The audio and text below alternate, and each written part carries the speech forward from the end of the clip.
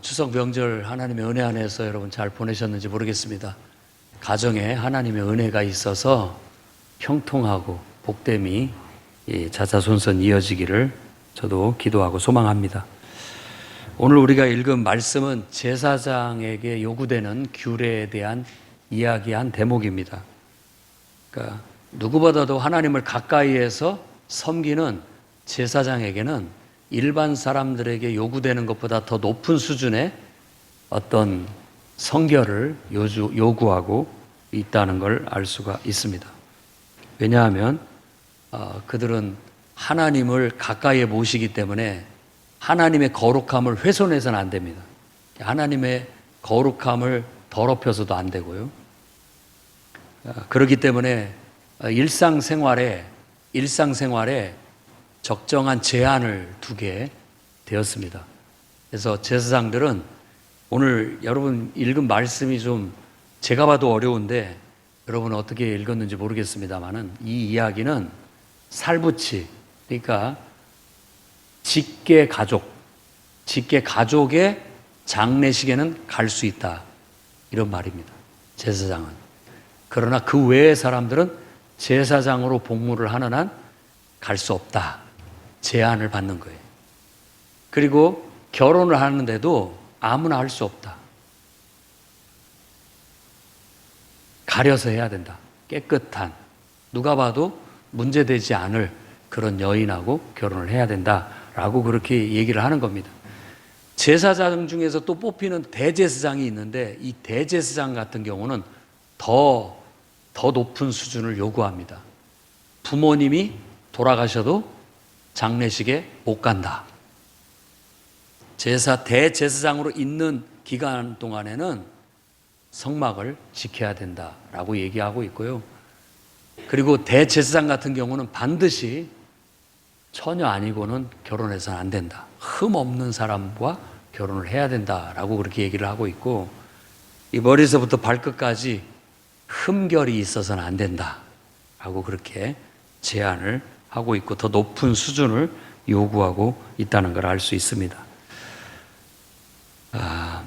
그래서 저는 오늘 이 말씀을 묵상하면서 지도자들에게 요구되는 더 높은 기준이라는 제목으로 여러분과 하나님 말씀을 나누고자 합니다. 첫 번째는 지도자들은 자신의 맡겨진 역할 흠없이 완수하는 그런 정신을 가져야 됩니다.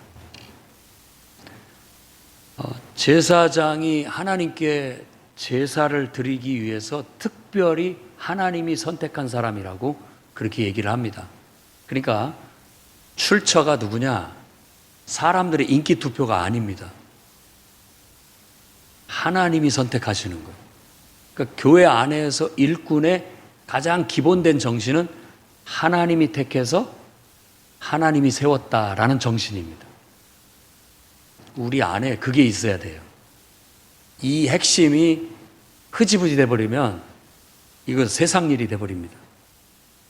그러니까 예수님께서 마태복음에 얘기할 때 이사야 선지자의 글을 인용해서 너희가 사람의 규례대로 하나님의 규례를 함부로 훼손하고 있다라고 말하는 것이 바로 그런 어떤 의미입니다. 주의 일인데도 불구하고 주의 일이 아니라 사람 일처럼 할 때 그 사람의 규례에 우리가 이렇게 수준이 떨어지게 되는 그런 지적을 말하는 거라고 볼 수가 있죠. 그래서 우리가 누가 됐든지 간에 하나님의 일을 맡은 사람은 하나님이 맡겨주셨다라는 의식과 정신을 가져야 됩니다. 사람이 그 일을 맡겨줬어도 그 사람을 통해서 하나님이 그 일을 맡겨줬다라는 그 정신을 가져야 됩니다. 구약시대에 아론의 후손만이 제사장이 될 수 있었어요. 그러나 아론의 후손이라고 다 된 건 아닙니다. 흠결이 있는 사람은 제외시켰고 흠결이 없는 사람들만 제사장으로 뽑았고 그 중에서 이제 대표를 뽑는데 그게 바로 대제사장이 되는 것이죠. 한시 동안만 대제사장을 하게 됩니다. 임기 기간 동안만. 그들은 이스라엘 백성이 가져오는 희생 제물을 받아서 번제로 하나님 앞에 불태워 드림으로써 그 제물을 가지고 온 사람을 대신해서 하나님 앞에 속죄 의식을 치르게 되는 겁니다. 이게 가장 큰 제사장의 수행이에요. 그 역할이 가장 큰 역할입니다. 그럼 백성들은 그 번제를 통해서 자기의 죽음을 경험하고 그 속에서 자기의 속죄를 경험하고 용서를 받고 다시 하나님 앞에서 평화, 샬롬, 평화를 부여받고 삶의 현장으로 돌아가게 되는 겁니다. 그것을 집전하는 일을 제사장이 맡아서 했고요. 그것만이 아닙니다. 성경에는 자세히 나타나 있지 않지만 백성들의 신앙을 지도하고 율법을 가르치는 일을 합니다. 지금 이 레위기서에서 말하는 이 모든 내용들은 제사장들이 백성들을 지도할 때 쓰는 내용들이에요. 가르쳤던 내용들이라고 볼 수 있죠. 그리고 이제 가나안 땅을 점령해 들어갔을 때 12지파로 이렇게 나누어서 그들에게 분야를 했을 때 레위 지파에겐 주지 않았습니다. 레위 지파는 따로 땅을 분할받지 않았어요. 그들은 12지파의 한 성읍을 부여받아서 그 지파에 부여받은 이유는 그곳에 가서 신앙을 지도하고 율법을 가르치라고 지도를 받는 겁니다. 그리고 그들이 갖고 있는 가슴 흉패 속에는 우림과 둠밈이라는 보석이 들어있는데 이 우림과 둠밈은 판결 흉패라고 하는데 우림, 가, 둠밈, 부 이런 것을 결정하는 거예요. 이게 하나님의 뜻이냐 아니냐를 판결하는 그런 흉패를 가슴에 차고 있어서 하나님의 뜻을 결정하는 역할도 제사장이 했던 겁니다. 그리고 그 뜻을 백성들한테 하달해서 백성들이 그 뜻에 순종하도록 이끄는 역할. 그리고 공동체 전체를 위협할 수 있는 질병과 보건위생에 관한 문제도 다루게 했습니다.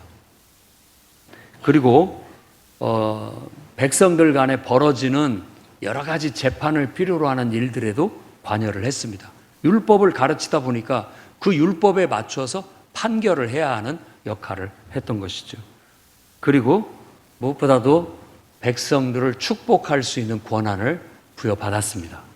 이게 구약의 제사장의 역할이고 그 역할을 하기 위해서는 그만큼 더 수준 높은 성결이 그에게 요구됐던 거예요. 그만큼 그 성결은 이제 다음에 얘기하겠지만 일상생활에 제한을 받는 겁니다.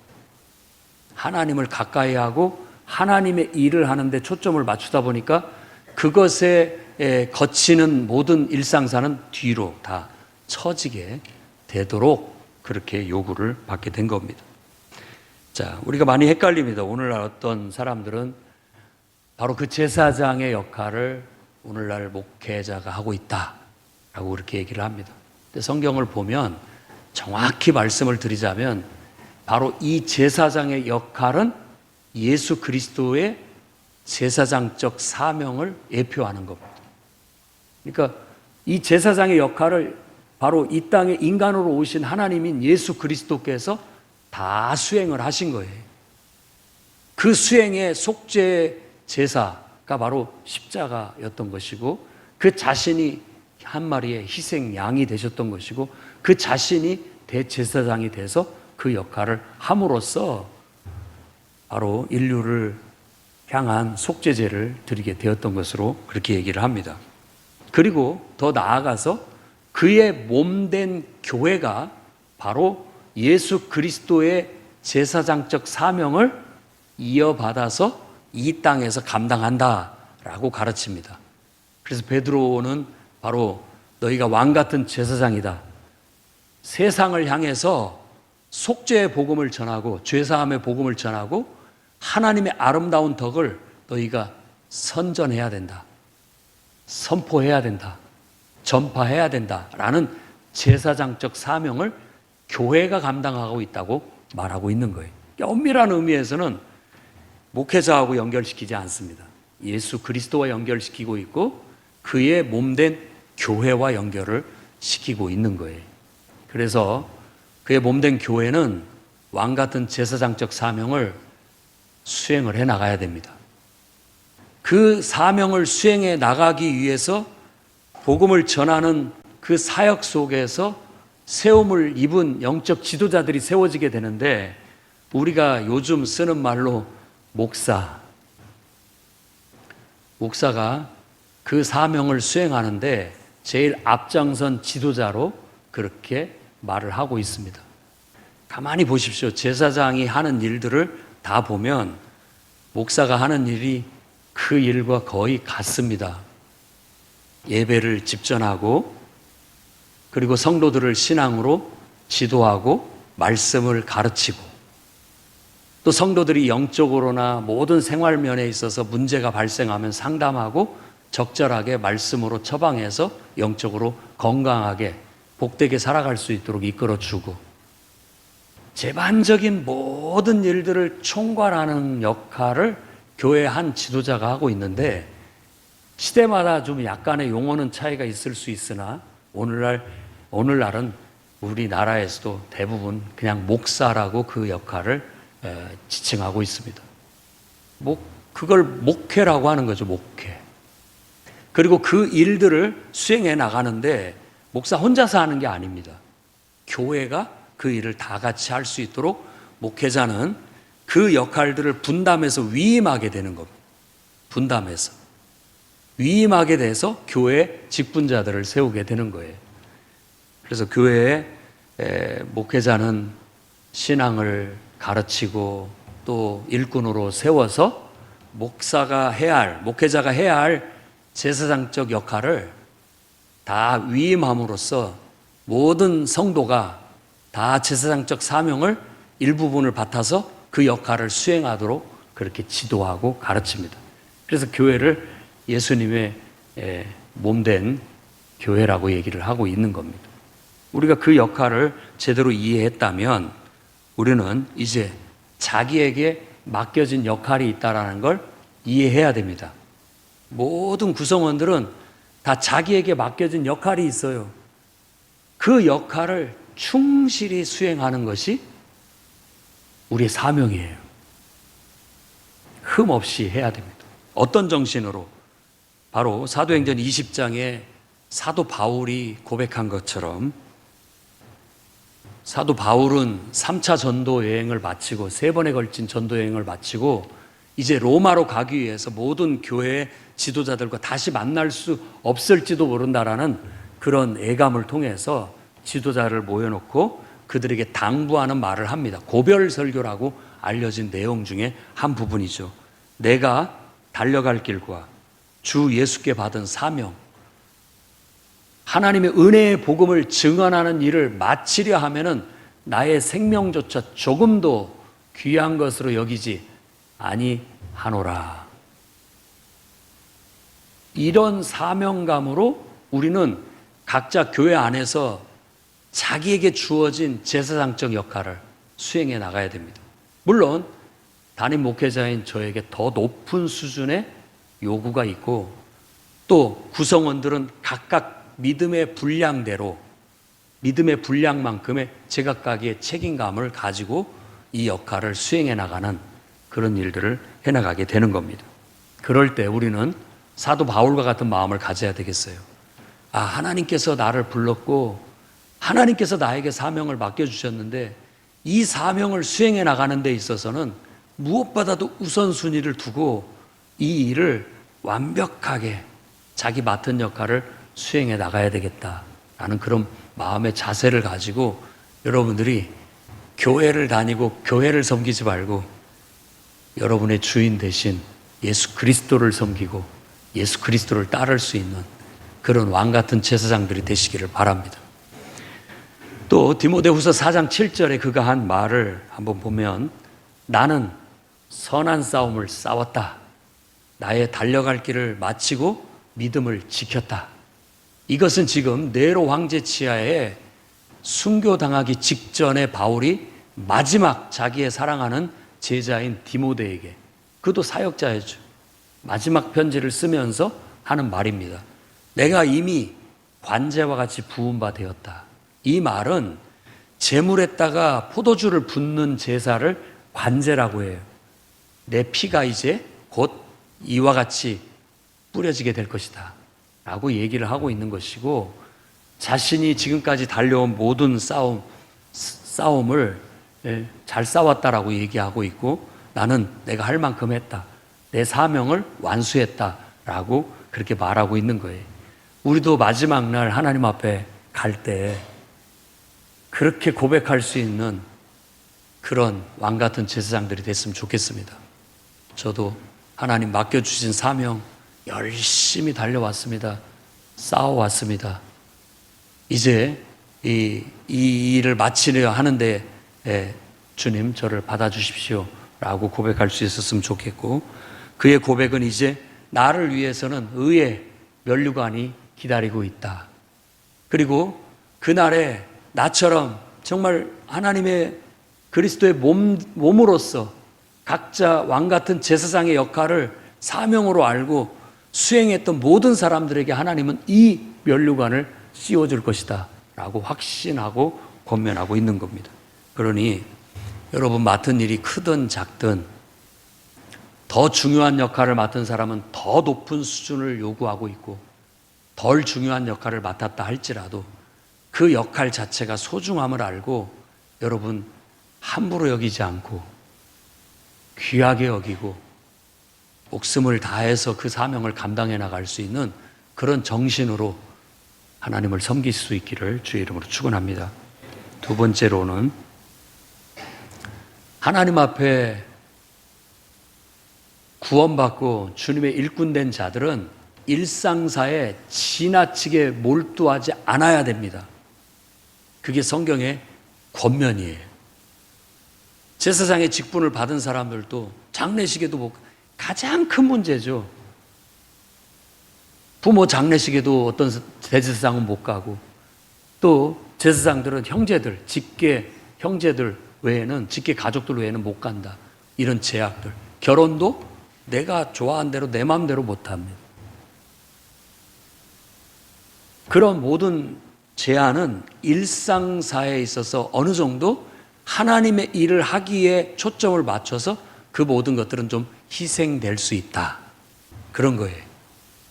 여러분이 예수 믿고 내가 그분을 나의 구원자로 섬기고 예수님을 따르겠다고 하는 순간 여러분들은 여러분의 일상사에 있어서 일정한 부분을 희생하고 따르겠다라고 이미 선택하신 거예요.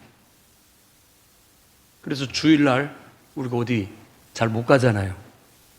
제약을 받고 있고, 또 여러분들이 술자리라든지 기타 등등의 세상에서 요구하는 어떤 것들에 내가 함께하지 못하고 제한됩니다. 그리고 가족들과도 더 많은 시간을 보낼 수 있지만 그 시간도 헌신해야 되고 희생해야 되고, 또 내가 직장 생활이나 사업을 하는 일들 속에서도 일정한 부분은 하나님을 섬기기 위해서는 희생해야 되고 제한해야 가능합니다. 그러니까 내가 예수를 따르기로 할 때부터 어떤 의미에서는 그런 희생을 각오하고 시작했다라는 것도 알아야 된다라는 것이죠. 그게 따르지 않으면 어떻게 온전히 그분을 섬길 수 있겠습니까? 다 내 하기 좋은 대로 시간이 남아서 할 수 있을 때만 하나님을 섬긴다는 것은 그건 하나님을 업신여기는 것에 불과하고 제대로 섬기는 거라고 볼 수가 없는 것이죠. 먼저 우선적으로 하나님 앞에 할 도리는 하고 그 나머지 것들을 내가 나를 위해서 사용하고 또 내가 원하는 일들을 위해서 쓸 수 있어야 그게 온전한 신앙이라고 할 수 있을 것입니다. 그래서 예수님은 그렇게 얘기합니다. 마태복음 6장 31절에 무엇을 먹을까, 무엇을 마실까, 무엇을 입을까 염려하지 마라. 이것들은 다 이방인들, 곧 믿지 않는 사람들이 구하는 것이다. 하늘 아버지께서는 이 모든 것이 너희에게 있어야 되는 줄 알고 있다.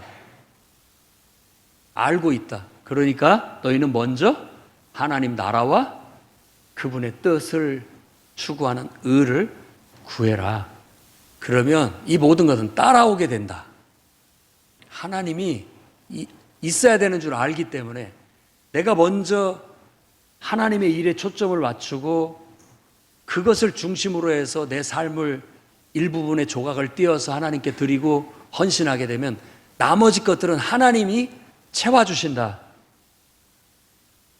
물질이 필요한 물질이 따르게 해주실 것이고 사람이 필요하면 사람을 붙여주실 것이다. 이게 하나님의 약속이에요. 그러니 여러분 믿음을 가지고 한번 여러분의 삶의 한 조각을 먼저 하나님 앞에 정성껏 드려보십시오. 그러면 나머지 삶이 어떻게 하나님께서 그 이상으로 내 삶을 거룩하게 하시고 내 필요를 공급하시고 채워주시는지 경험하시게 될 겁니다. 사도 바울은 디모데에게 군사로 부름을 받은 자가, 생각해봐라, 군사로 부름을 받은 자가 자기 일상에 매이는 자가 있느냐? 매일 수 없지 않느냐? 싸우기 위해서는. 어떤 의미에서 우리가 하나님의 일을 할 때에는 그런 일로 인해서 상충되는 문제, 중복되는 문제, 겹치는 문제가 있을 때 무엇을 포기해야 되느냐, 무엇을 희생해야 되느냐에 대한 교훈을 가르치고 있는 거라고 볼 수 있습니다. 일상사에 지나치게 매여서 하나님을 예배하는 일이나 복음을 전하는 일이나 또 주의 일을 하는 일에 항상 장애를 받고 있다면 우리가 다시 한번 우리 삶을 돌아보고 개선해 나가야 될 것입니다. 예수님이 말세의 징조로 노아의 때와 같다라는 말씀을 우리에게 주십니다. 노아의 때가 막 아주 타락한 어떤 장면들을 묘사하지 않아요. 단지 그냥 먹고 마시고 시집가고 장가갔다라는 묘사만 합니다. 사람들이 잔인하고 폭력을 행사하고 제멋대로 간음과 음행을 저지르고 이런 얘기를 한 게 아니에요. 먹고 마시고 시집가고 장가가고 그걸 노아의 때와 같다라고 그래요. 먹고 마시고 시집가고 장가가는 게 뭡니까? 우리네 일상사예요. 일상사. 그런데 그 일상사에 너무 빠져서 하나님을 보지 못하고 하나님의 뜻을 읽지 못하고 그냥 자기 삶에 빠져 사는 것도 문제가 된다라는 걸 말해주고 있는 거예요. 우리가 하나님을 섬기는 사람들입니다. 그렇다면 우리는 일상사 속에 너무 지나치게 집중하고 빠져서 하나님을 놓치거나 하나님의 일을 전혀 무관하게 살아가는 것은 없어져야 됩니다. 그걸 오늘 말씀이 요구하고 있는 거예요. 그런 여러분들도 주님을 섬겨 주님의 몸된 교회 안에 구성원으로서 왕같은 제사장적 역할을 수행해 나가는 데 있어서 너무 일상사 때문에 이것도 못하고 저것도 못하는 그런 일은 없기를 주의 이름으로 축원합니다. 세 번째로는 하나님 앞에 우리가 지도자로 부름을 받았는데 하나님의 이름으로 하나님의 일을 하는 목회자 혹은 사역자, 이 모든 것들을 거룩하게 여기고 우리는 그것을 존중하고 화합하고 협력해 나가야 되겠습니다. 목회라고 보통 얘기를 하죠. 아까 왕 같은 제사장적 역할을 몸이 하는데 그 교회가 하는 겁니다. 교회가 하는 일을 목회라고 하는 거예요. 목회는 목사가 교회를 담임하여 설교하고 성례전을 베풀고 교회를 행정적으로 관리하고 성도 개개인의 영혼을 돌보아 신앙생활을 지도하는 일, 제반을 목회라고 합니다. 그러면 거기 안에 목사가 중심에 있고 목회자가 중심에 있고 그 목회자 안에 교회 안에 있는 모든 일꾼들이 다 포함되어 있는 거예요. 그러니까 목사가 혼자 하는 게 아니에요. 우리 교회 아까 대표 기도할 때 표어도 모든 성도가 사역자로 섬기는 교회, 그 이상이 바로 그걸 말하는 겁니다.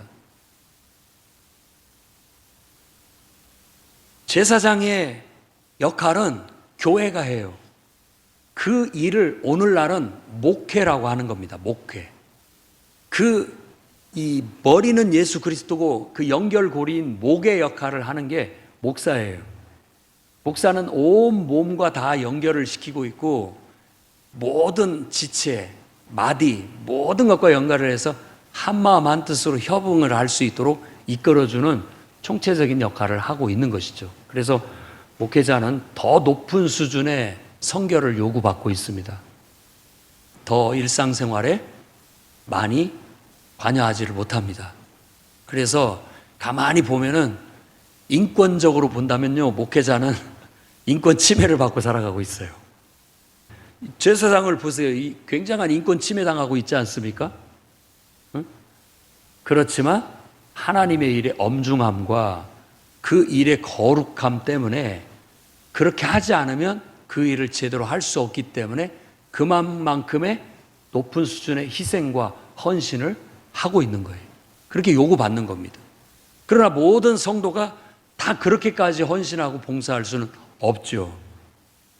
그렇기 때문에 믿음의 분량이라는 게 있고 각자의 역할이 다 세분화돼서 모두에게 골고루 나눠져서 각각이 그 목회의 한 요소들을 감당하게 되는 겁니다.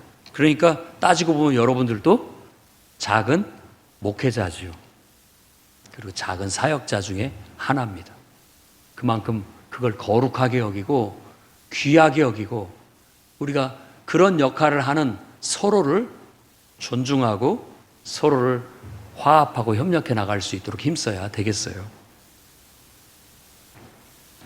일단 우리가 하나 알아야 할 것은 각자가 자기 역할에 하는 데에 초점을 맞추셔야 되고 다른 사람들이 하는 잘못에 다른 사람이 하는 일들에 대해서 섣불리 판단하거나 정죄하는 일을 금해야 됩니다.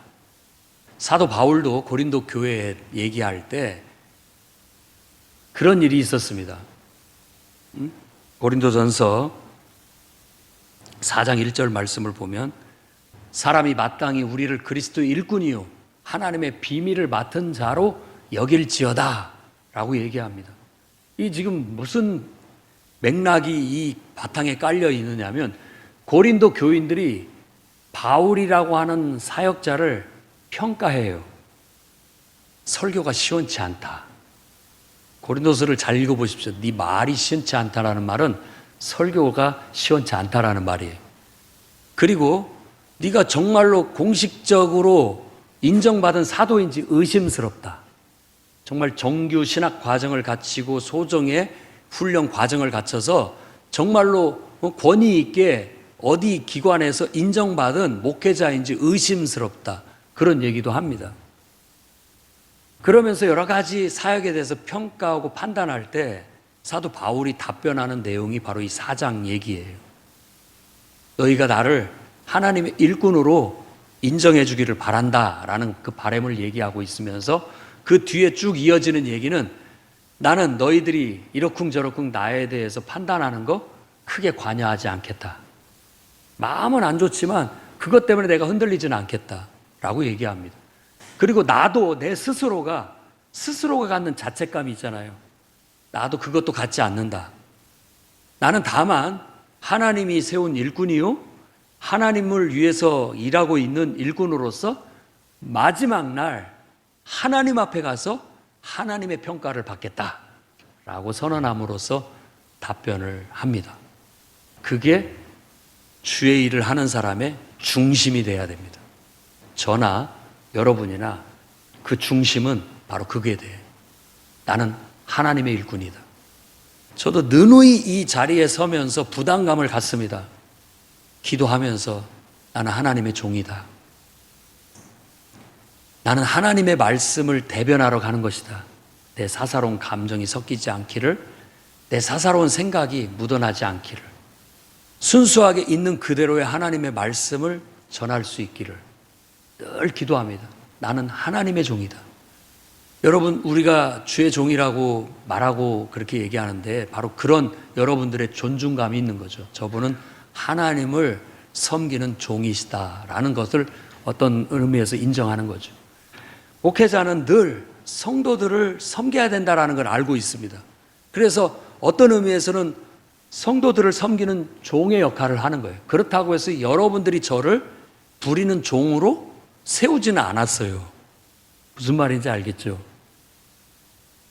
나는 하나님이 나를 부리는 종으로 선택했고 세웠고 내가 하나님 때문에 여러분들의 종 노릇을 하는 겁니다.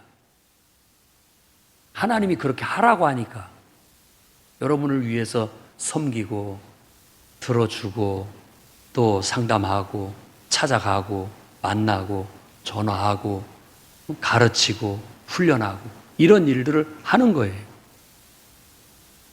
그게 중심이에요. 그런 일을 할 때 전들 모르겠습니까? 내가 잘못한 것도 있고 잘한 것도 있고 또 여러분들이 만족스러워하는 것도 있고 불만족스러워하는 것도 있고 다 있을 수 있습니다.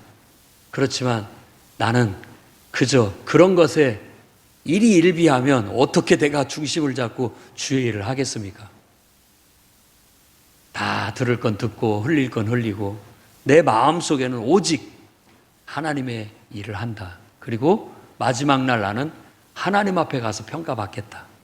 상 받을 것이 있으면 하나님께 상을 받고 내가 잘못한 것이 있어 벌을 받을 것이 있으면 하나님께 벌을 받겠다는 그런 마음으로 중심을 잡고 주의 일을 해나갑니다. 어떤 의미에서 이런 원칙이 모든 성도들도 주의 일을 할 때 그런 원칙을 가지고 하셔야 됩니다. 그런 원칙으로 주님을 섬기는 거예요. 우리 모두가. 그게 왕 같은 제사장의 역할을 하고 있는 거라고 볼 수 있죠. 자, 교회 안에서 하는 목회는 보통 5가지로 얘기를 합니다. 첫 번째 목회 사역은 바로 하나님 나라 복음을 자세히 가르쳐서 받아들이게 하고 영혼을 복음으로 거듭나게 해서 구원받게 하는 일입니다. 이게 첫 번째 교회의 목회 사역이에요. 거기에 총력 집중을 해라고 성경은 가르치고 있습니다. 그리고 이런 일들이 이제 따라오는 일들이 예배하는 일. 곧 예배라는 것은 지금 우리가 드리는 이 예배의 한 조각만을 얘기하는 게 아니에요. 이건 한 조각의 예배일 뿐이에요. 삶의 예배. 예배라는 말 자체가 섬긴다라는 의미를 갖고 있는 거예요. 하나님 앞에서 절한다라는 건데, 예의를 갖춰서 경배한다라는 건데, 이건 의식적으로 한 조각을 드리는 거고 나머지 삶은 삶 속에서 하나님을 섬겨야 되는 겁니다. 그러니까 예배 생활이 잘 될 수 있도록 사람들을 지도하는 것, 그게 바로 목회입니다. 그리고 세 번째로는 모든 성도들이 교회 구성원으로서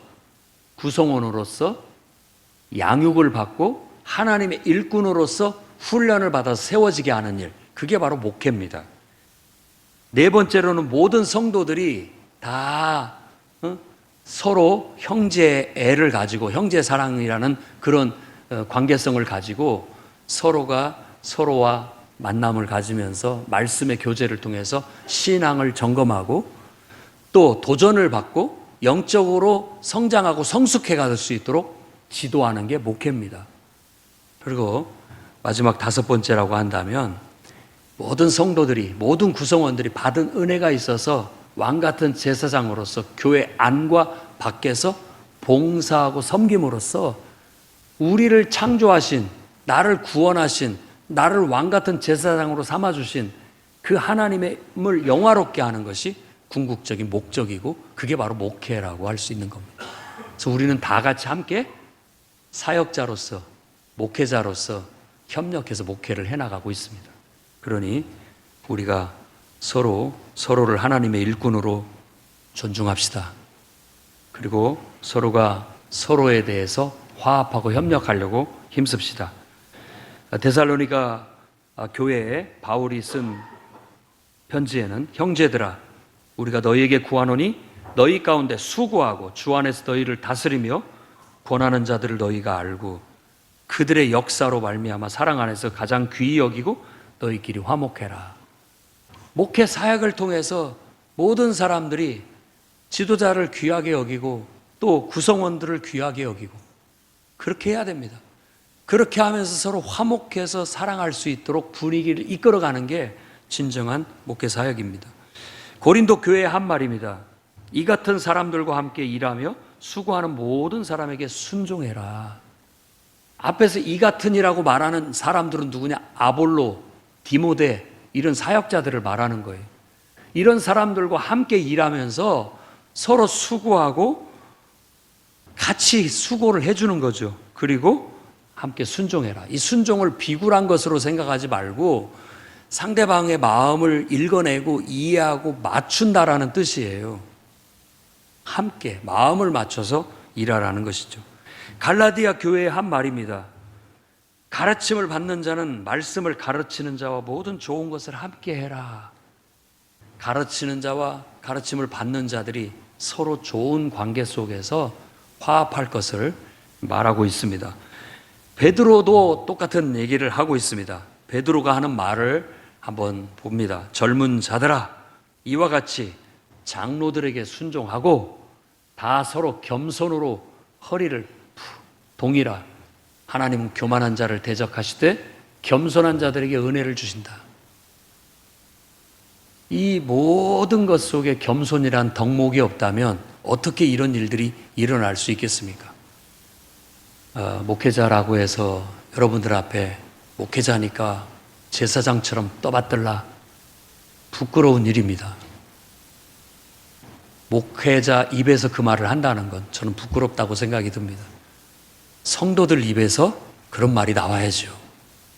성도들이 우리 목사님을 귀하게 여기고 존중해라 라는 말은 성도들의 입에서 나와야 할 말입니다. 그리고 또한 모든 성도들을 귀하게 여겨라, 모든 성도들을 귀하게 여긴다 라는 말은 목회자 입에서 나와야 할 말입니다. 목회자 입에서. 그래야 되는 것이죠. 서로가 서로를 향해서 성도들은 목사님한테 좀 우리들한테 잘해 주십시오. 목회자는 성도들한테 나를 좀 존중해라. 이런 말을 하는 걸 부끄럽게 생각해야 됩니다. 거꾸로 돌아가야죠. 거꾸로. 성도들은 목회자를 존중하게 받들어야 되고 또 목회자는 성도들을 떠받들어야 되고 이런 관계가 올바른 관계라고 생각이 되고 건전한 관계라고 여겨집니다. 그런 것 속에는 목회자는 목회자로 겸손이 필요하고 성도들은 성도들대로 겸손이 필요하다고 생각됩니다. 미비하고 부족하고 미숙한 것은 있을 수 있지만 어떤 방향으로 나아가야 할지는 분명합니다. 서로의 미숙함을 인정하되 그렇다고 해서 거기에 만족하지 않고 이런 것들을 타개해서 더 온전한 성숙함으로 나아가게 하는 게 목회이기 때문에 앞으로 이 풍요로운 교회가 정말 더 높은 수준의 기준에 걸맞는 그런 교회가 돼서 왕같은 제사장으로서 이 몸된 교회가 그 사명을 잘 감당해 나아가 세상에서도 칭찬받고 또 하나님께도 칭찬받는 그런 교회가 되기를 주의 이름으로 축원합니다. 기도하겠습니다. 거룩하신 주님,